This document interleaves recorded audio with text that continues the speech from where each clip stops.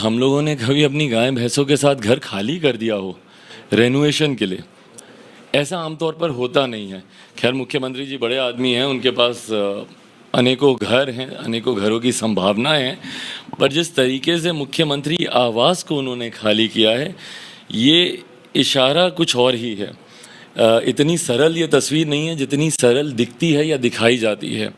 एक लंबे समय के बाद जिस तरीके से पैदल, और राजनीति में पता नहीं क्यों, पर मैं पैदल घर चलकर जाने के महत्व को मैं ज़्यादा शायद इसलिए समझता हूँ क्योंकि एक समय था जब सोनिया जी भी पैदल चलकर हमारे घर पर आई थी, पिताजी से उस वक्त मुलाकात हुई थी, और 2004 में यूपीए अलायंस की शुरुआत हुई थी, तो इसलिए शायद पैदल चलकर आना मेरे लिए ज़्यादा मायने रखता है। बट बहरहाल जिस तरीके से मुख्यमंत्री नीतीश कुमार जी पैदल चलकर आए, अगले दिन सुबह अमित शाह जी के पटना आने का कार्यक्रम था, तो ये तमाम बातें संजोग तो नहीं हो सकती हैं, और ये तमाम बातें जैसा मैंने कहा कि उतनी सरल हो भी नहीं सकती जितनी सरल इनको दिखाया जा रहा है। यकीनन एनडीए में सब कुछ ठीक तो नहीं है।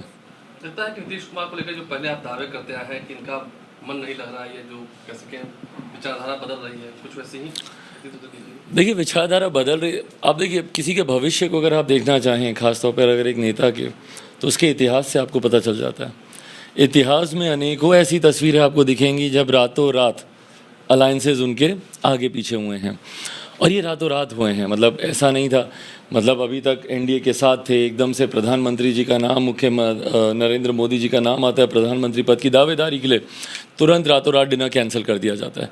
फिर वो तस्वीरें भी 2017 की हम लोगों ने देखी जब किसी को जानकारी नहीं थी। भाई हम लोग पॉलिटिक्स में थे तब भी हम लोग को जानकारी नहीं थी, सीधा उनका काफिला जा रहा है भैया राजभवन, और इस्तीफा देके, और अगले दिन सुबह लोगों के उठने से पहले पुनः शपथ लेकर इस तरफ आ भी गए एनडीए में।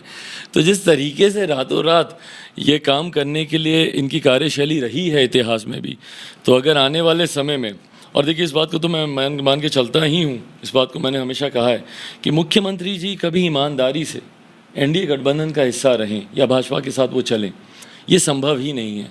निरंतरता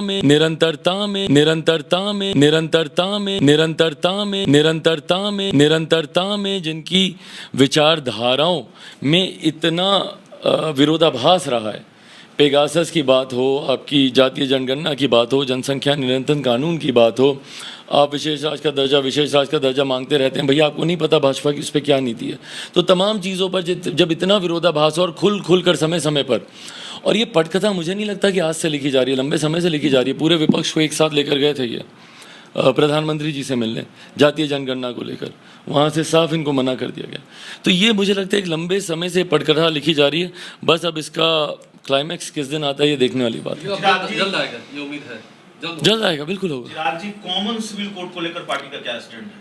कॉमन सिविल कोड को लेकर पार्टी का क्या? भाई हम लोग चाहते हैं होना चाहिए। जब एक देश है तो एक तरीके का कॉमन सिविल कोड होना चाहिए, क्यों नहीं होना चाहिए, हम लोग इससे समर्थन में हैं।